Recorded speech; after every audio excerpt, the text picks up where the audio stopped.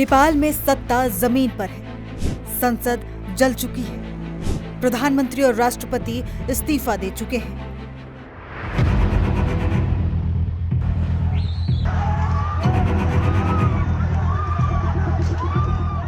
इस सियासी भूचाल के मलबे से अब 3 नए और शक्तिशाली चेहरे उभरे हैं, जिन्हें नेपाल का भविष्य माना जा रहा है। एक रैपर मेयर, एक सामाजिक कार्यकर्ता और एक पूर्व टीवी एंकर। सवाल ये कि आखिर इनमें से कौन संभालेगा एक जलते हुए नेपाल की कमान। ये सिर्फ विरोध नहीं, ये नेपाल की जेनजी क्रांति है। एक ऐसी क्रांति जिसकी आग में देश की पुरानी सियासत जलकर राख हो गई। संसद भवन, राष्ट्रपति आवास, प्रधानमंत्री का घर, सत्ता का हर प्रतीक गुस्साई भीड़ का निशाना बना। हालात इतने विस्फोटक हुए कि प्रधानमंत्री केपी शर्मा ओली और उनकी पूरी कैबिनेट को घुटने टेकने पड़े। राष्ट्रपति रामचंद्र पौडेल को अपनी कुर्सी छोड़नी पड़ी। आज नेपाल एक ऐसा देश है जहां कोई सरकार नहीं और भविष्य अनिश्चितता के अंधेरे में डूबा है। लेकिन इसी अंधेरे से उम्मीद की 3 किरणें भी निकली, 3 चेहरे जिन पर आज पूरे नेपाल की निगाहें टिकी हैं। एक है काठमांडू के rock star mayor Balen Shah, दूसरे हैं इस आंदोलन के मास्टरमाइंड कहे जाने वाले सुदन गुरुङ और तीसरे हैं सियासत के खिलाड़ी रवि लामिछाने। तो सबसे पहले बात करते हैं उस चेहरे की जिसे जेनजी अपना नेता मान चुकी है, बालेन शाह। एक रैपर, एक सिविल इंजीनियर और काठमांडू के वो निर्दलीय मेयर जिसने सियासत के दिग्गजों को धूल चटा दी थी।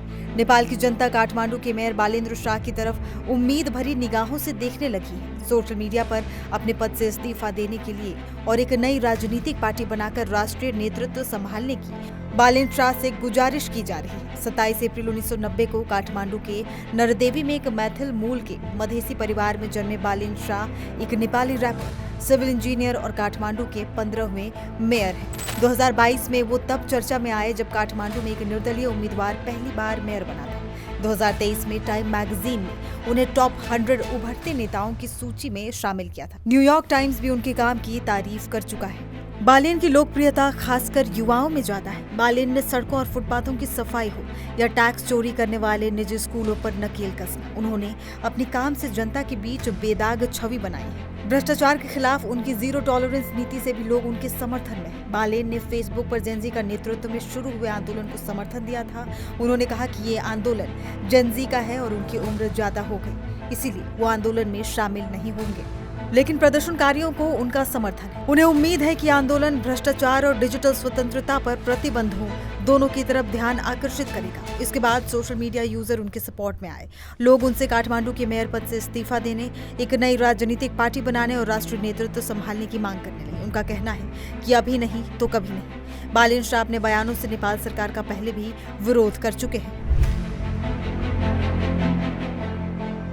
अब आते हैं उस चेहरे पर जिसने इस पूरी क्रांति की चिंगारी भड़काई, 36 साल के सुदन गुरुङ। सुदन इस आंदोलन के वो चाणक्य हैं जिन्होंने युवाओं के दबे हुए गुस्से को एक संगठित ताकत में बदल दिया। नेपाल में प्रदर्शन का बारूद लगातार सुलग रहा था, बस इसे इंतजार था एक चिंगारी का। केपी ओली सरकार ने सोशल मीडिया पर बैन लगाया तो इस मुद्दे ने बारूद पर ऐसी चिंगारी लगाई कि इसके भड़की आग के लपेटे संसद तक जा पहुंची।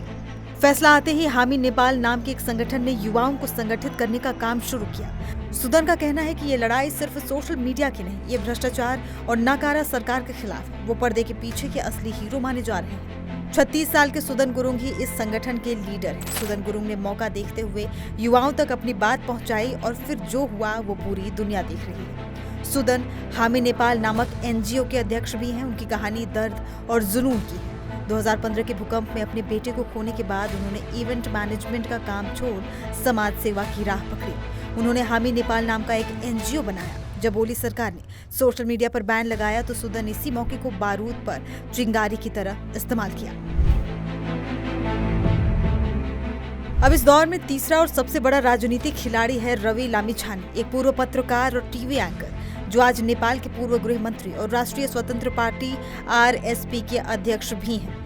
लामिछाने को सियासत का माहिर खिलाड़ी माना जाता है। उन्होंने जेनजी के प्रदर्शन का खुलकर समर्थन किया और सही समय पर अपने 21 सांसदों का इस्तीफा दिलवाकर ओली सरकार पर इस्तीफे का आखिरी दबाव बनाया। युवाओं के बीच उनकी छवि एक बेदाग और भ्रष्टाचार विरोधी नेता की है। नेपाल के युवा उन्हें भ्रष्टाचार विरोधी राजनीति का प्रमुख चेहरा मानते हैं। यही वजह है कि वो युवाओं के बीच देउबा, ओली, प्रचंड जैसे जमे हुए नेताओं के विपरीत एक बेदाग विकल्प के रूप में उभरे हैं। हालांकि दूसरी तरफ उन पर ये भी आरोप लग रहे हैं कि उन्होंने पर्दे के पीछे रहकर इस आंदोलन को हवा दी ताकि वो खुद सत्ता के शिखर तक पहुंच सके। उन्होंने युवाओं के गुस्से को सड़कों पर उतारकर अपने लिए राजनीतिक जमीन तैयार की। तो नेपाल आज एक तिराहे पर खड़ा है। एक तरफ है जनता के हीरो बालेन शाह, दूसरी तरफ है क्रांति के सूत्रधार सुदन गुरुङ और तीसरी तरफ है राजनीतिक रणनीतिकार रवि लामिछाने। नेपाल का भविष्य अब इन्हीं 3 चेहरों पर टिका है। अब सवाल ये कि क्या नेपाल एक गैर राजनीतिक प्रशासक को चुनेगा? क्या सत्ता आंदोलन के आयोजक के हाथ में जाएगी या फिर एक नया राजनीतिक दल इस मौके का फायदा उठाएगा? इन सवालों का जवाब ही तय करेगा कि हिमालय की गोद में बसा ये देश